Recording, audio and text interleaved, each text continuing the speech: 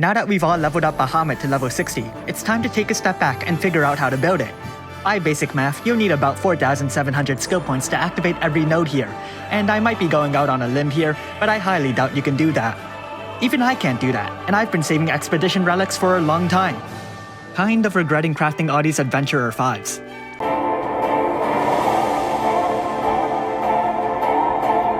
So let's start with Bahamut. Honestly, getting everything here will only unlock killer buffs up to 50%, which isn't particularly better than a specialized Esper.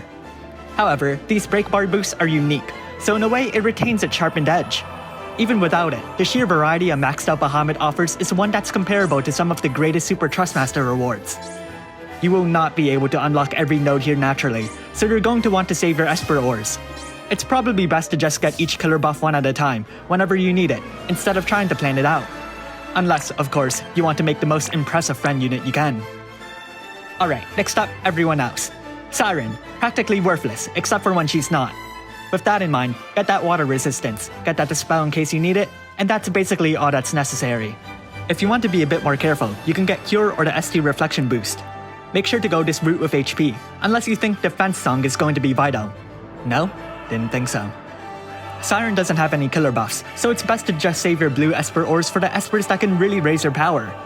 In the grand scheme of things, these spare stats aren't extraordinarily vital, but since Siren is rather support-oriented, feel free to get whichever defensive stat that might help your unit out further. Personally, I also grabbed Analyze, since the game might refuse to give me 20 Lapis for casting Libra.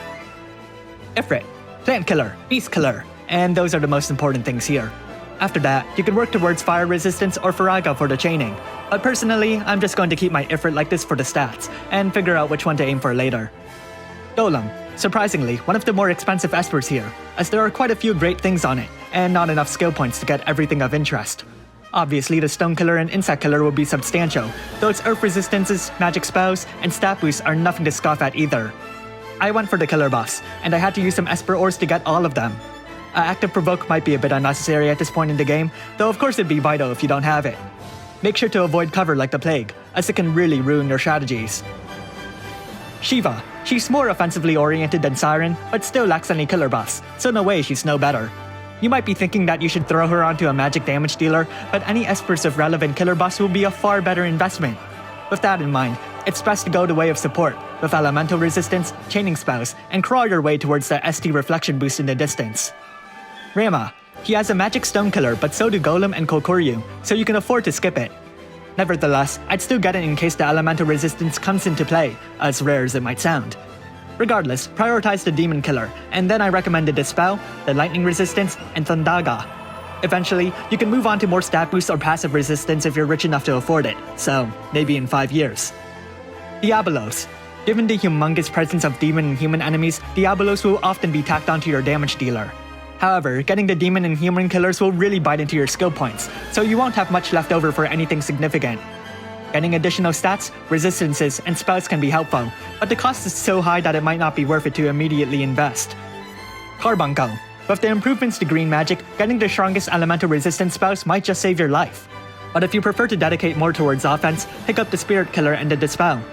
You can invest the rest of your skill points into additional spirit stats, as I assume a great majority of you will just tack Carbuncle onto your magic tank for general purposes. Speaking of general purposes, you could also go for different magic spells like Shouga, but since I don't have to worry about that, I went with this build. Odin. Odin is incredibly offensively oriented. Grab all 3 killer nodes and invest the rest of the skill points in attack and magic. There's an interesting node down there that can further boost your stats with the right weapon, but at this point in the game, boosting stats to their limit isn't too difficult to accomplish. Titan. Despite having one of the highest stats in attack, he has no passives that really elevate your unit's performance. With that in mind, it's best to use him to boost your unit's bulk, so invest in those stats, and grab Stonga to chain with Chaos Wave Awaken. Lakshmi. Her value lies in her stop and charm resistance, though nowadays there are units and abilities that can cover those threats. There are a bunch of other support spells, but there are so many better units that can cover these gaps as well. I still picked up the resistance nodes just in case, but I doubt I'd slot in Lakshmi for general purposes anyways. Tetrasophid. I'd recommend the bird killers and then make a choice between physical evasion and wind resistance. This really depends on your equipment and unit inventory. Personally, I went with physical evasion, since I get a twisted sense of enjoyment from watching my enemies fail to hit me. Fenrir. At first glance it looks great for hybrid damage dealers, But then it doesn't have any killers, so it's actually not too suited for offense. I'd just get the ice resistance and dark resistance, and then pick up one of the ST reflection boosts with the remainder of your skill points. I went with HP.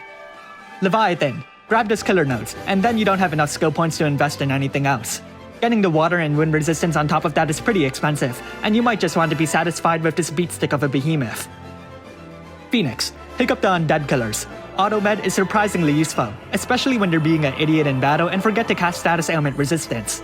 After getting those two, you can't really get full fire resistance with the remaining skill points, so it might be best to invest in either revival tools or Faraga instead.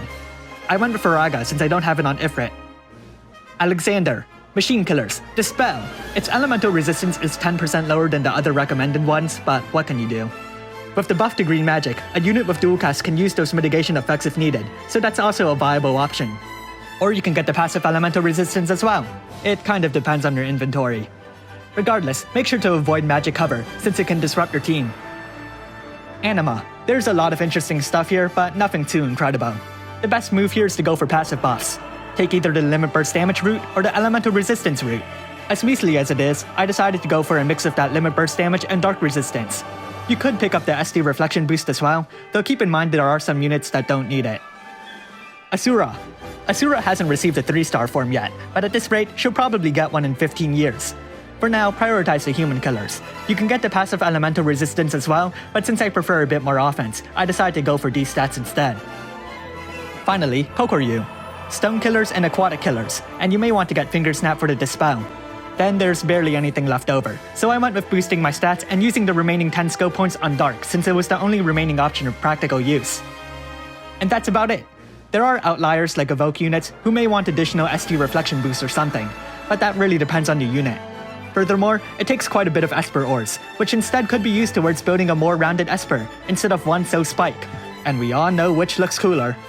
Regardless, there's no wrong way to build Espers, only not so smart ways. But even so, it's still 20 times better than letting them rot in your inventory. Debatably. Special thanks to my patrons for supporting me, and if there's anyone else that'd like to support me as well, click on the link in the description below. Thanks for watching, and if you like this video, leave a like and subscribe. Comment below how close you are to maxing Bahamut. Me? I've covered the physical killers for Riser, but I need more Esper ores to get the magic side. Really regretting crafting all those Adventurer 5s.